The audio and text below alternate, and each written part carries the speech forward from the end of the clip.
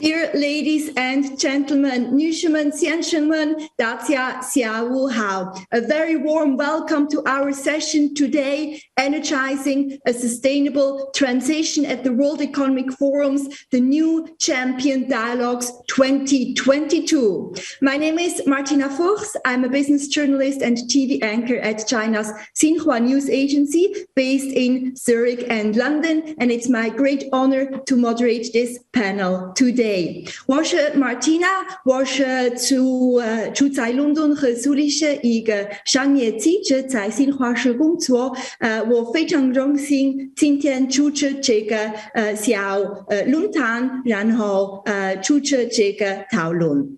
A few housekeeping items to start off with. This session is going to last for 60 Swiss minutes from 3:30 to 4:30 p.m. China Standard Time. I would also like to remind our audience that at the bottom you have a simultaneous interpretation button to choose your language, Chinese or English. And this session is live streamed on Toplink as well as on the forum's website.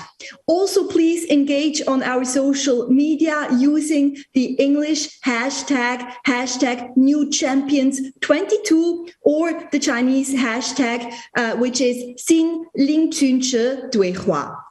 Now, without any further delay, let's get right started with our very important and crucial topic. Renewables are expected to grow from 14% to 40% of energy demand by 2030. This means an annual global investment of $5.7 trillion will be needed in renewable energy as well as the transition-related technologies. Now, with all these technological breakthroughs and business models and infrastructures, how can we energize companies, but also countries to really help us achieve these climate action goals? Let me now introduce you our fantastic lineup of panels joining us from all around the world. First of all, it's my honor to introduce Mr. Dang Yanbao. He's the chairman of the board at Baofeng Energy from China. We also have Mr. Xiang Wenbao. He is the chairman of Sany Heavy Industry from China as well. We have Mr. Zhang Lei. He's the CEO of Envision Group, also from China. We have Veronica Scotti. She's the chairperson at Swiss Re for Public Sector Solutions. And we have Francesco La Camera, Director General at the International Renewable Energy Agency, IRENA, joining us from Abu Dhabi. We will also have very special remarks at the end of our session by Kim Huai Nio. She's the Managing Director at the Center for Nature and Climate at the WEF. We will now have a first discussion round of about 20 minutes to really get a reality check and better understand the challenges that we are all confronting. Francesco, let me start with you first of all. If we look at the global energy landscape today compared with a year ago, what are some of the biggest trends that you are seeing in the energy transition? Thank you, Martina. Thank you for the invitation to be with you today. So what are the major trends?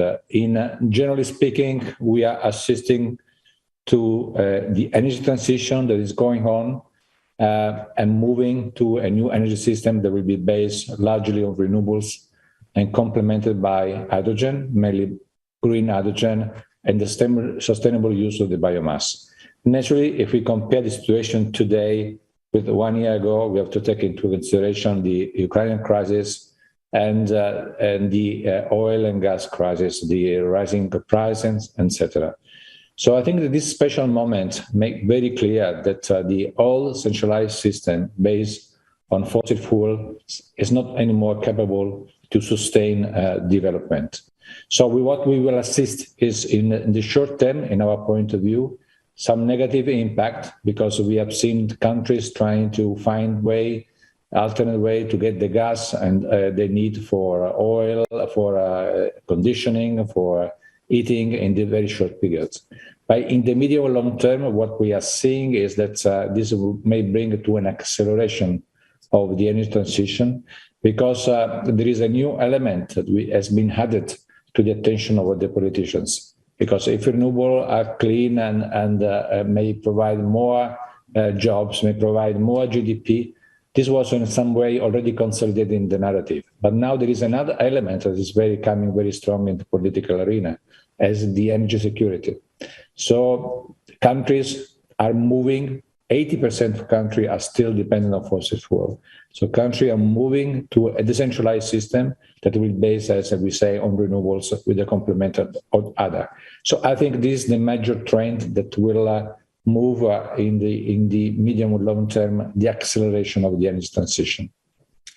Thank you very much for your opening remarks. 当中您好，全球地区和国内的变化如何对您所在行业的产生最大影响是什么？您如何看待能源转型的趋势？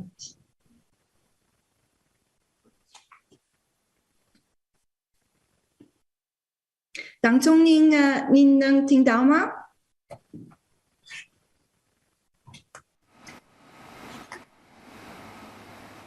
当中您好，对，您可以回复。你好，大家好，大家好。我在说这个问题，您听到了吗？听到了，不好意思，我这个是这个条件非常的有限，不好意思，我想回答我们主持人第一个问题。就是自工业革命以来，这个人类的大量使用的化石能源，引发了呢全球性的一个气候变化和能源危机问题。推动的能源的绿色革命，用新能源替代化石能源，也是大势所趋。国内需要用产业带动能源的转型、能源转换。在此的背景下，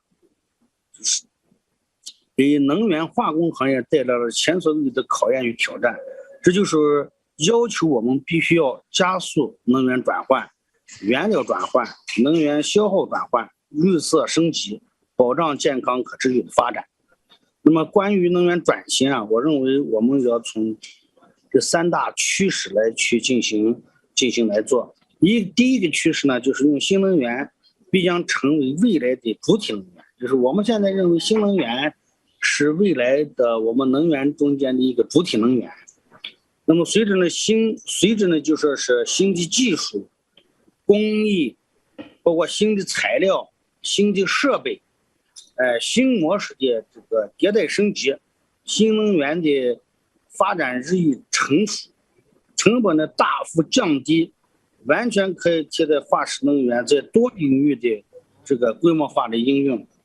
那么新能源已迎来了加大发展时代的这个风口，这是我们认为现在目前啊，就是新能源替代我们现在这个化石能源，就说是这是第一个。那么未来呢，我们将呢主要就说是认为呢，就是化石能源，那么当然也不会彻底退出历史舞台的，我们还是逐步的去减少。那么通过就说是这个技术升级对化石能源那么减少，通过技术升级对化石能源的绿色升级，这是我们认为。那么当然它主要还是要承担我们现在能源的这个保障安全的这个作用，这是我认为这是第一个，就是新能源替代化石能源是一个大势所趋。第二个呢，就是新能源发展还要持续加大科技的投入。那么我们认为现在就说是虽然就是比如说风电，比如说光伏发电，等等，那么现在这新能源的发展它需要还有大量的这个科技创新，比如说从材料端、设备端还要进行一个升级。那么升级的目的就是一个就是转化率要提高，再一个呢就是降低所有新能源的成本，降低所有新能源的成本。那么所以从这些方面来讲，就是我认为第二个就是要加大我们的科技要研发，可能能对于我们促进新能源替代化石能源的一个速度。第三个趋势就是我们认为呢，现在就是利用新能源一定要去解决，比如说太阳能发电的设备端，那么把它的整个的太阳能发电的成本，我们想办法通过技术降低成熟。第二个呢，就说是我们把风力发电所有的成本通过设备的升级、转化率的提高，降低它的成本，技术的这个提升。第三个呢，就说是他们现在这一块呢，一定我们想做到一个就是要有安全性、可靠性、稳定性，但是我们认为一定还要再发展储能。那么如果没有储能，它很可能对它的这个保障性的安全可能还是有很大的问题。所以我们认为现在发展储能也是不可或缺的一部分。那么但储能核心的问题就是成本问题。现在储能就说是来对风光这一块的来调节它的稳定性和安全性，就是要解决它储能的成本。但是储能的成本是要从现在技术上，我们认为首先从安全上现在没问题，技术上就是在能量密度上现在还需要再进一步的提升。但是我们认为现在目前来讲，应该说已经基本达到，就说是可行性，没问题。就是成本略比我们现在可能就说是化石能源略高一点，它的储能。但是我认为作为我是企业出身，我认为这一块完全现在也可以让我们在生产成本略高一点，可以接受。这就我们现在认为从这三个趋势，用这个啥呢，来用新能源替代我们的化石能源。谢谢。好的，谢谢您呢，当中这个三个趋势是非常重要的，感谢您的看法。Mr. Chang, let's take a look into the crystal ball and ask you a very big question. How do you see the future of energy and how can we get there faster? Thank you. So we believe the future for energy is going to be all renewables. The renewable energy is going to be the beautiful energy. Not only it is green, sustainable, but also, the most importantly, the renewable energy is going to be the energy of independent, the energy of peace. And the renewable energy is everywhere, abundant.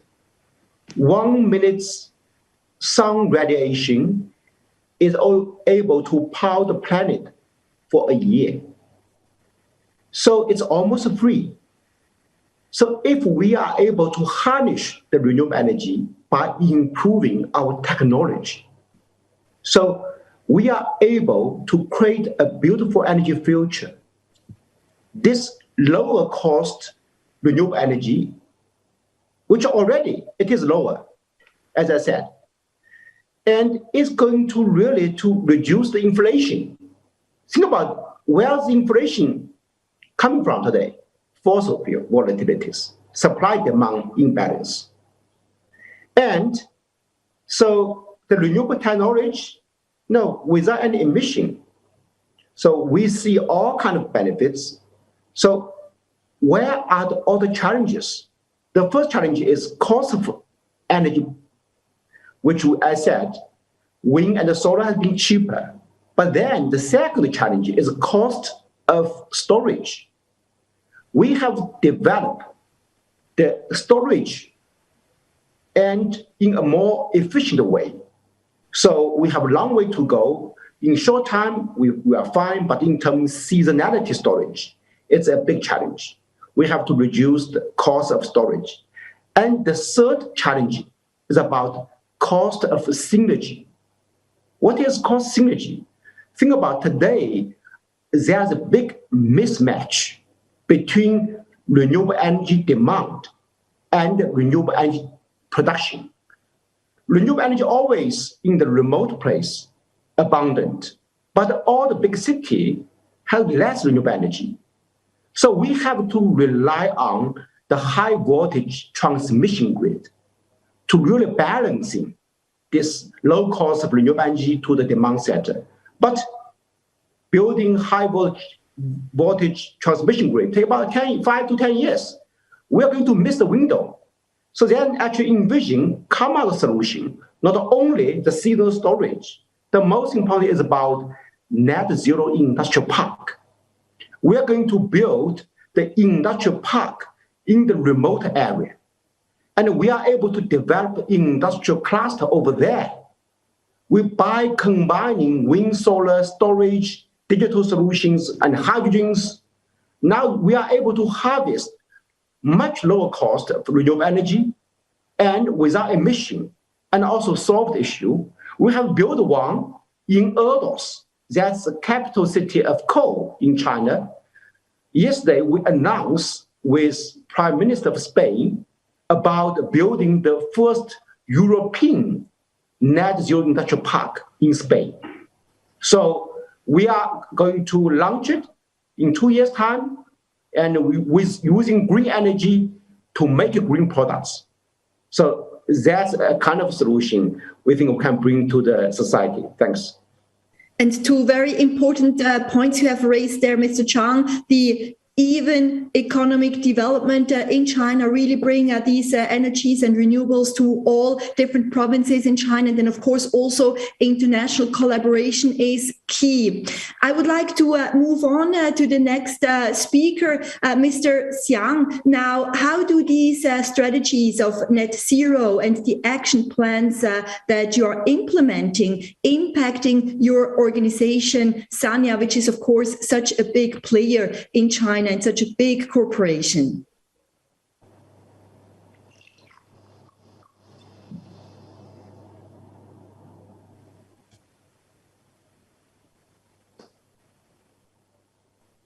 好，感谢主持人，非常高兴能够参加今天这个讨论。世界确实现在有很多的不确定性，但是有一点是我们大家的共识，就是要减少二氧化碳气体的排放。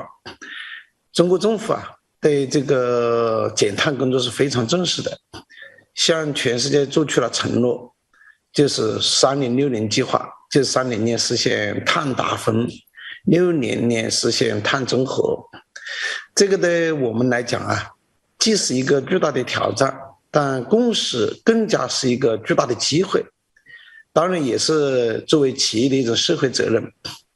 那么商业呢，在碳中和这方面，我们是准备开展这么一些工作。一个呢，首先是要推动我们所经营产品的电动化。现在我们已经明确确定，不再在传统石化能源产品上面投入新的研发费用。就是要将所有的研发费用投入到电动化的产品上面开发上来。我们非常希望商业能够成为我们现在所经营领域的，包括你比如说工程机械商用汽车这些装备的这个电动化，成为这个行业电动化的引领者，这是我们正在做的一项工作。另外一个呢，我们也在大力部署这个新能源。我们认为清洁能源、可再生能源是未来最大的一个发展机会，所以商业呢现在正在部署光伏、风电氢，包括储能这样一些产业。大家知道，就是在6月22号我们商业正能在上海上市这就是我们未来推动新能源发展的一个平台。现在呢，这些项目在我们商业都已经在启动，都在进行这个投资。我们非常希望能够在新能源的开发和利用方面发挥商业的创新优势这个做出我们自己的贡献。谢谢。Thank you so much for giving us Sunny's perspective. Last but not least, in this first discussion round, Veronica, tell us what are currently the best practices for industries to set their objectives and make strategies to really meet this net zero goal. Thank you, Martina. Can you hear me? Yes. Yes, we can I hope hear so. you. Fantastic. And thank you also for giving the CEO Climate Leaders Coalition visibility also at the New Champions event. I'm just going to touch upon 5 quick points that I think also the prior speakers have tangentially touched. It is true that the energy sector, as Francesco said, has been historically built out of governments, but we have an opportunity as business leaders, and we've heard 3 very prominent ones, to be an accelerator in this transition. So I think the first thing that companies can do, and many do, but many more could, millions could, is to actually sign up to the Paris-aligned carbon reduction pathway pledges. And this has to include both the emission aspect, and we heard it, we can all become better in the way we leave our footprint, but also a removal path, because we know that once we have reduced our emission, we can still be left with a positive footprint. And so developing technologies that are supporting the development of technologies that allow absolute net removal so that we can reduce the stock of carbon in the atmosphere, I think that's very critical. And the second thing is committing to newly developed technologies in our own consumption. So as businesses, as I said, we have operations, we have footprint, we have activities.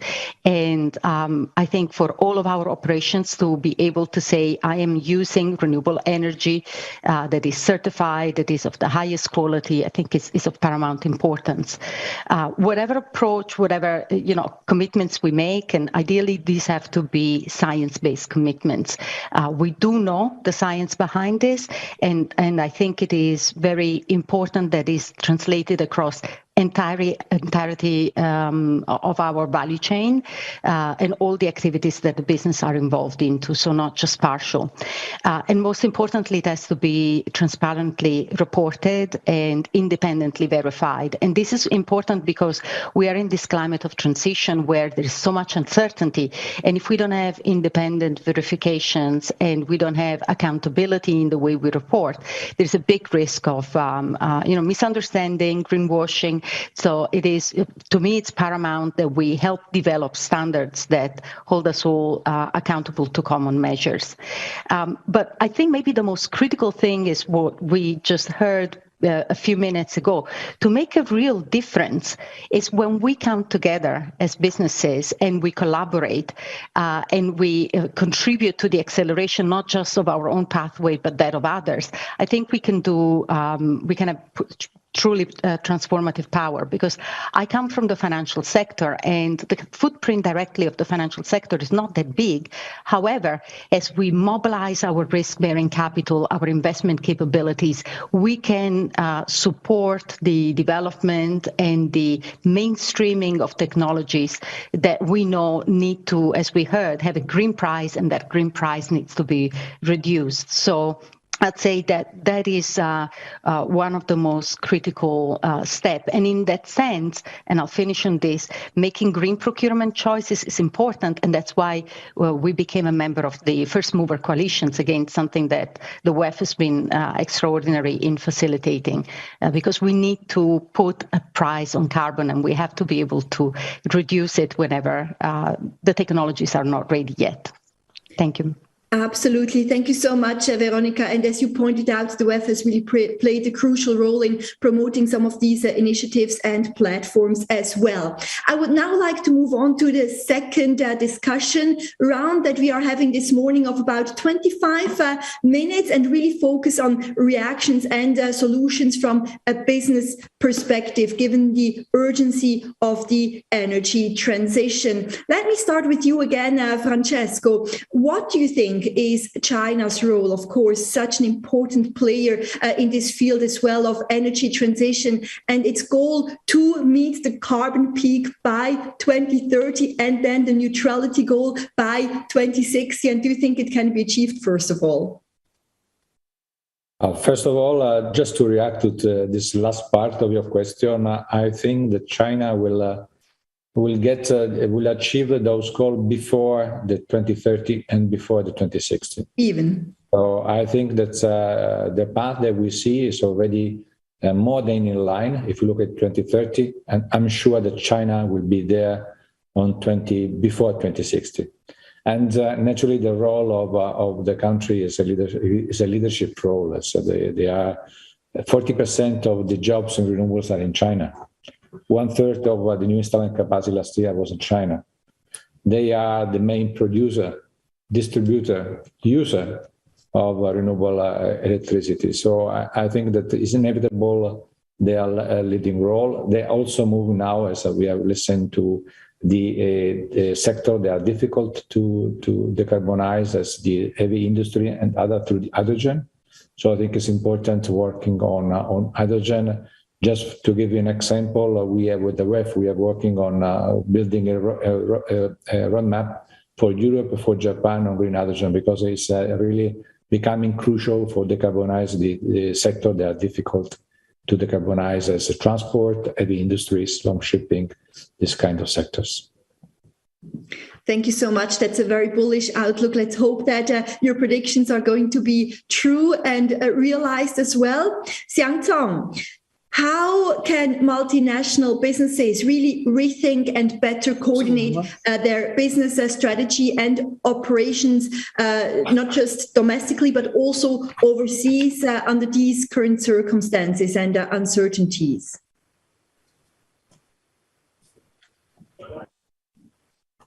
好，谢谢主持人。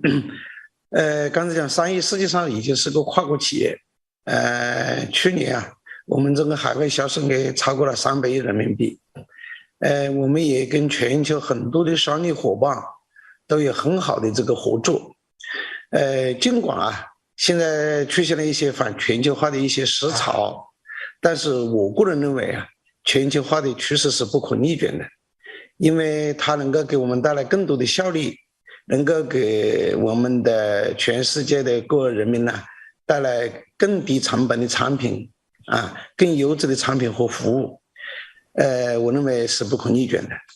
那么现在商业呢，一方面要把中国的事情做好，就是我们正在刚才讲的，要推动我们产品的电动化、智能化，通过优质的服务为我们的中国客户啊这个创造价值啊，也靠这个技术进步啊来推动经济的增长啊，这是我们要做的一个事儿，就是我们内部叫做数字化的转型和电动化的转型啊，就是让我们的产品变得更加智能，能够呢让我们的产品变得更加绿色环保，让我们的产品啊有能力为客户创造更多的价值。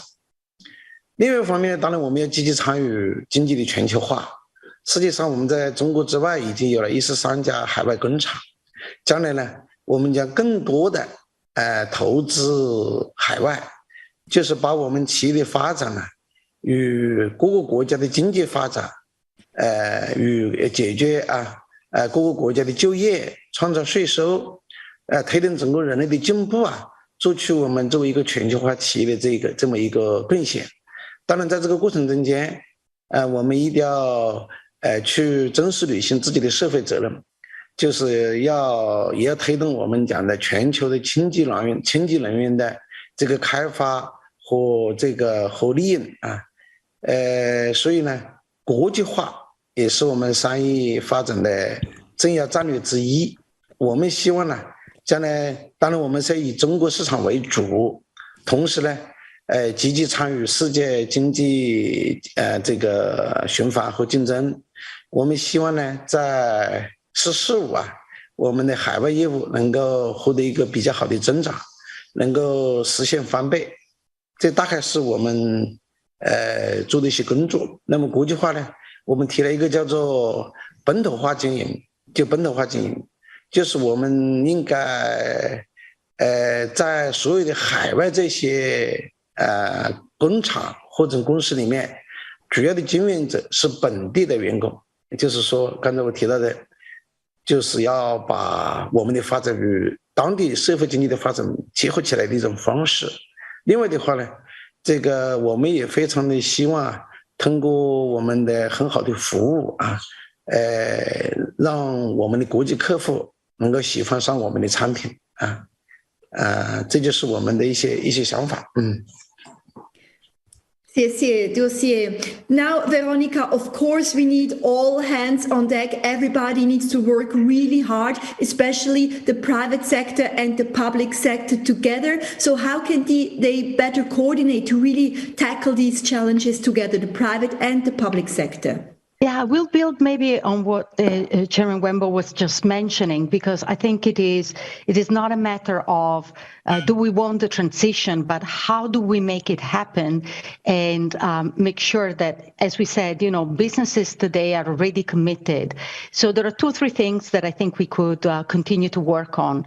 The first one is the technological changes. Some of the innovation Francesco referred to, all of that requires decades to actually become fully mainstreamed in our economies. And for that, we need the leadership and the coordination with the public sector. Why? For quick reasons. First of all, we need to get rid as quickly as possible, and I emphasize the possible given the current circumstances, of the legacy that actually holds us back. So fossil fuel, for instance, subsidies are something that allow what is today already an inferior, even from a pricing perspective, technology to remain, in the mix. The second thing is cutting tariffs that on goods that are actually good from a climate perspective, and I think that would create more, demand for things that are a little bit less expensive. The third thing is developing broadly accepted carbon pricing. I bring the emphasis here because one of the biggest challenges that we have today is that a number of the externalities have not been fully realized in our, value chains.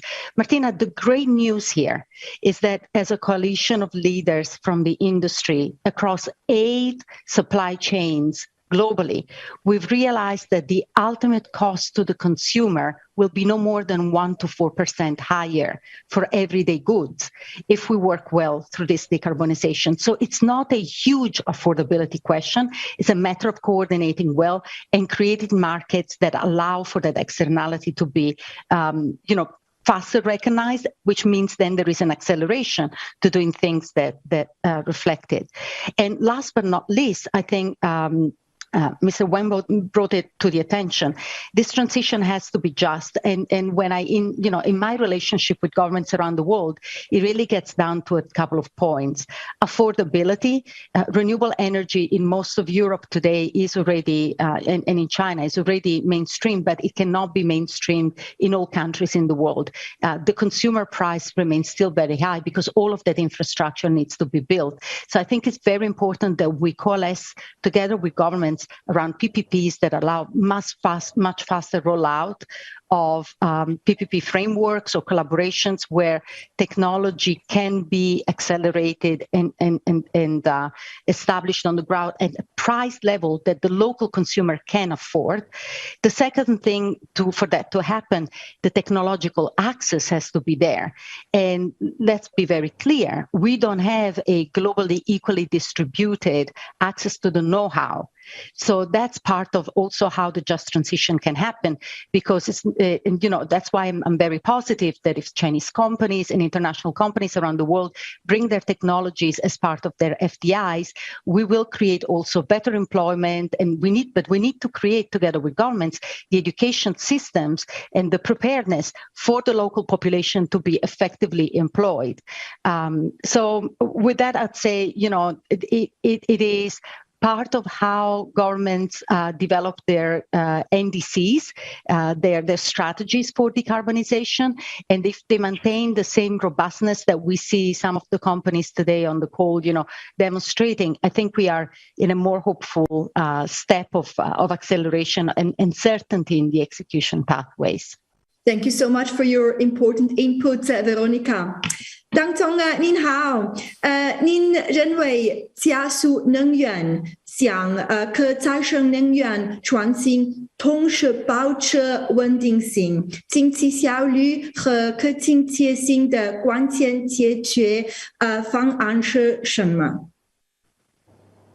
大家好，我的企业是做这个化工的，我们现在是主要是通过几个方面来去解决我们现在的这个，一个是要保证我们这能源的稳定性和经济性，还有清洁性。那么从这3个方面呢，一个呢保证能源的稳定性，就是我们现在就是要解决它现在的替代，因为我们也给自己企业就是列了，在就是20年之内，我们可以就把我们的能源进行用新能源替代化石能源，主要是解决原料端。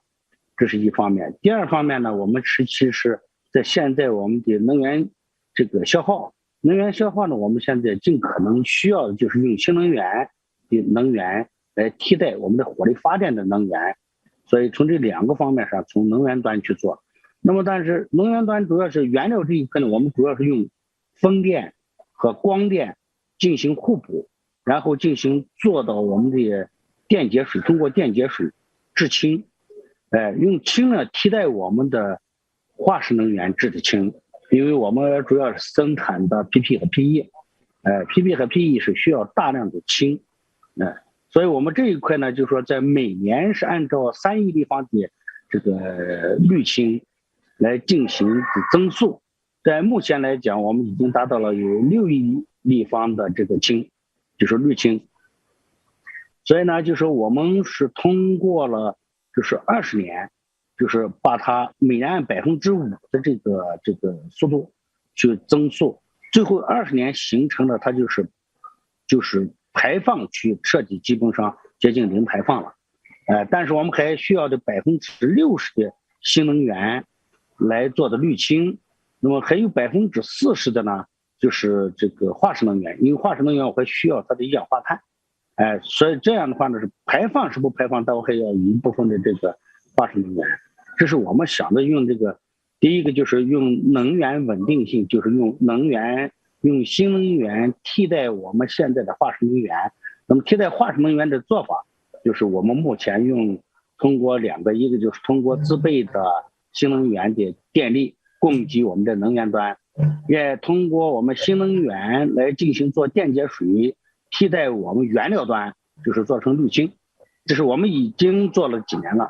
这个应该说我们的产量度应该在全球是最大的，这是我想的，我们这是第一个。第二个经济性，就是主要现在经济性就是要新能源替代化石能源，主要就是个经济性。但目前我们认为风力发电的发展的技术上，那么这个升级。那么带来了我们现在成本上新能源的成本的下降，那么像成本上能源下降，我们现在达到基本上原料成本直接成本就是每一方成本基本在0.5人民币，0.5人民币。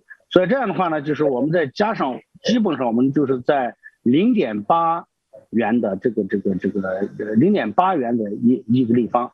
一个立方，所以这样的话呢，基本和我们化石能源制的氢的成本基本差不多，但是我们认为在这一块上发展的空间还很大，通过技术的变革、装备的升级，然后呢再增加上一部分的绿色金融，可以让我认为在5年之内，基本上新能源完全的成本可以替代，就是跟化石能源基本能相当，这样的话就是未来的经济性应该也是可行的。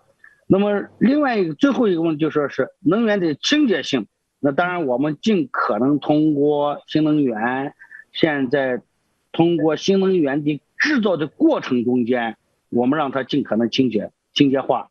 比如说像我们自己搞了一个这个用我们就是生产的多晶硅，然后再增加多晶硅的这个硅片，做这个太阳能发电的这个设备，所以我们从源头呢就用的是新能源的能源，我们做的是直供电，就是用风光互补，再加上我们的储能，等于我们现在就是尽可能让网电，就是火力发电少用，我们现在基本能达到70%是绿电，所以在这一块逐步我们现在就把自备电的电量扩大，就是从能源端就实行做我们的新能源的设备之前，我们就是考虑它的清洁化，这是我们已经是这个项目在明年的6月份就全部都投产了，我们就从用风光互补加储能，然后我们用到了70%是绿电供给，在以后再不断的去再提高，是我们通过了这3个方向去做的。谢谢。好的，非常感谢您 Mr. Zhang. Now, of course, we have to maintain this green momentum and keep going. Now, what roles do you think that technology, innovation, and financial tools can play in this regard? Right. So today, we are seeing the energy transition on the surface. But what's underlying? The underlying is the technology transition. So the renewable energy fundamental is about technology because it's free. It's not a commodity by supply demand of wind or solar. So it's about technology which is producing renewable energy, storing the renewable energy, and also applying renewable energy like electric vehicles or hydrogen equipment. So that's why the technology is the key. In Envision, we categorize wind turbine and the solar energy as the new coal. It is a new coal. It's replacing coal on the power generation. We have been the global leaders, and we are also pioneering on the battery and hydrogen. Why? Because we believe the new oil is all about battery and the hydrogen. They're going to replace the oil demands on the transportation sectors. So then once wind, solar, hydrogen, and the EV, this intermittent distributed renewable sources and devices dominate the system, what do we need? We need the new grid, the AIoT, AI plus Internet of Things will be the new grid. It's going to connect so much devices and orchestrate this intermittency, orchestrate this renewable energy diversification, distribution. So once we combine the new oil, new coal, and new grid, what do we create? We create the new infrastructure. That's what we are doing now in Spain, which is going to be net zero industrial park. This net zero industrial park will be the foundation for the green industrial revolution. Think about the factory is outcome the first industrial revolution. Then the green industrial park, because it's going to integrate renewable energy production with renewable energy consumption, it's going to be the most important building block, which is going to be copied around the world. Then we can play lots of things, which is going to be the new industrial. What is the new industrial? For applying renewables. For instance, synthetic biology. What we believe is going to replace the petrochemical and the coal chemicals. This kind of, recyclable bio-based material is going to apply the carbon which is coming from straws or whatever plants, or come from algae. They absorb carbon from the atmosphere. So then we create a carbon cycle from air to our factory, to our table, and back to air again, without cycle the carbon from underground coal and oil. So the new industrial is going to be synthetic biology or hydrogen-based economy. So this 5 new is what Envision is pursuing and developing. In terms of the financial sector, which is also as important as the technology. Why? Because think about for next 30 years, hundreds of trillions of dollars is going to build, to put into society, to build infrastructure, and you really need a long sight. Today, you are driven by shareholder, but you should be aware, you should be also driven by stakeholders. Lots of policy in terms of carbon pricing is not there yet. So you have to pricing in first. Otherwise, will be too late. Once the policy kick in, you have huge exposure. So we need visionary money to boost this sector transition as well. Thanks.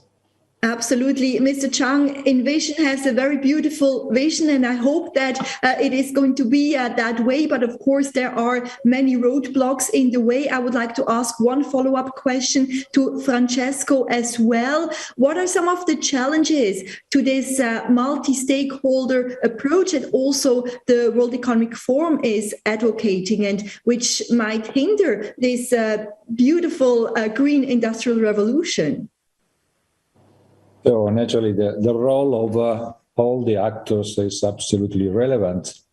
This is a reason for Arena that we put in place this collaborative framework where we have together the stakeholders, the private sector, the government, to try to discuss and find solution for all the topics related to the energy transition. So that's inevitable. And when we talk about the role of the public and the private, I think it's very important for China. I think it's been said that the role of the grid. So naturally, for having more renewables into the grids, into the system, we need to have a grid that are flexible, interconnected, balanced. And we have been working with the Chinese government on such area of interest. The role of hydrogen in the new energy system is relevant. So also there is important to build a roadmap that may maybe say clearly how China could move and accelerate the energy transition. My last thought, and because I already wish to stay in the minutes I was supposed to be, is that my last message, that also is the message that I've heard from some, especially from Mr. Zhang. So the energy transition is there, is in place. So there is no doubt, it's unstoppable. We are going to a new energy system that will be based on renewables and complemented by hydrogen, mainly green hydrogen, and sustainable biomass, has been said. There is no doubt. What is at stake is the speed and the scale of this transition, because we are all, as humanity, we have to stick with the achievement of Paris Agreement goals. So we have to accelerate this path in rapidly and dramatically if we want to be in time to avoid the dramatic impact of climate change. Grazie mille, Francesco. Now, in discussion round 3, I would like to invite all the panelists in 1 or 2 sentences to just give their recap and their key takeaway. If I may start with you just now, Francesco, in 1 or 2 sentences at maximum, what is your key takeaway from this session today? My main takeaway is connected with what I say. What is at stake today is the speed and the scale of the energy transition, not the energy transition as such. China and the world has to accelerate their path, and hydrogen and green hydrogen may be one of the main actors in this run. Mm-hmm. Dang Tong, Mr. Dang, would you like to give your key takeaway as well in 1 or 2 sentences, please?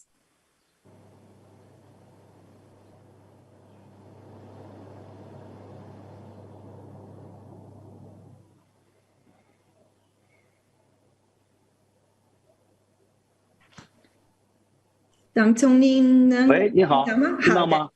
可以了，可以了。你好，推动能源转型，守护绿色地球，是我们每一个企业和个人都应承担的责任和义务。特别是能源企业，更要发挥示范的带头作用，积极推动技术变革、产业转型和低碳发展，为我们的子孙后代留下蓝天绿地、水清的美丽家园。谢谢。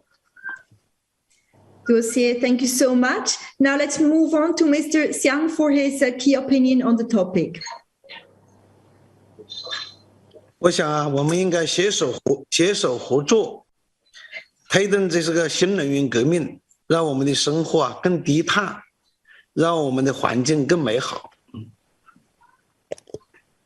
Thank you so much. 非常感谢您 Veronica. Well, for me, Martina, the critical steps are about the speed again, and for that there needs to be an openness to collaborate and to include everyone that needs this transition, because it is a global exercise, and combine that visionary leadership with a perseverance in execution. It's extremely important that we're very, very focused on executing. Thank you also to you, grazie mille. Last but definitely not least, Mr. Chang, your key takeaway. Right. Envision's mission is about to solve the grand challenge facing the humanity. That's our mission. What is the real grand challenge today? It's climate crisis. We only have 20 years or 30 years windows. It's once passing the tipping point, it's irreversible. I call for everyone, don't look up. Now, although moving to Mars, we can do sooner or later. Going to metaverse, we can do sooner or later. But let's focus, let's facing the biggest challenge. With a strong will, we believe this is not only about challenge. We are also create a beautiful energy world and create so many opportunities for our generations. Thank you. Thank you so much to all our fantastic panelists, but the session is not over yet. We still have 2 closing remarks, and it's my great honor to announce that we have Her Excellency, the Environment Minister of Egypt, joining us now for her closing remarks. It's Her Excellency Dr. Yasmin Fouad of Egypt, the Minister of Environment. Of course, very important because, as you all know, we have upcoming the UN COP27 in Sharm el-Sheikh to be held in Egypt in November. Her Excellency, can you hear me? Please go ahead. Yeah. Yes, I can hear you very well. Let me start by thanking you for convening that very important session in a very critical time of the year 2022, where the world is facing so many challenges, whether they are geopolitical challenges or the pandemic or even the way the climate change has been harsh on everyone. At the outset, as you mentioned in your introduction, Egypt is hosting the upcoming COP27. We call that COP the COP for implementation. We're glad that the Paris rulebook is almost finalized. We aim to build on the successes that came out from Glasgow on all fronts, on mitigation, on adaptation, loss and damage, and finance. But as this session is focused on energy, I'd like to give some key messages in the closing remark here.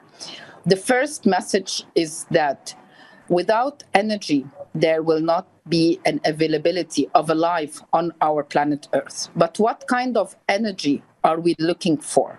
We're looking for the clean, green, sustainable forms of energy to the whole world, to every single country that is there on the planet. That is in itself is a challenge right now with energy prices going up and even the energy supplies. What we see is very important is what we call the just and ambitious transition. The transition to the affordable, renewable energy in a transitional and transformative paradigm shift will be a key process during the upcoming COP27. In that regard, throughout the presidency program, Egypt has dedicated an energy day to start discussing the implementation of the just and ambitious transition. That would include the following. That would include the different success stories that happened around the world at different sizes. When we're talking about the small PVs and their availability and affordability in terms of technology and packages of finance. When we're talking about the medium size and the link between the renewable energy efficiency, and the industrial sector. When we're talking about private sector and large investment in renewable, whether they are solar, wind, or now the green hydrogen, which is a vast opportunities for countries and for the private sector to fulfill their commitments that they made from Paris onward to Glasgow. These are all topics that we would like to discuss. And as you see, those topics are not only about research or theories or papers or even ideas of projects. What we would like to bring to the COP is actual implementation that happened on the ground at the different categories, including even the local communities that could be further replicated and upscaled. No extra time.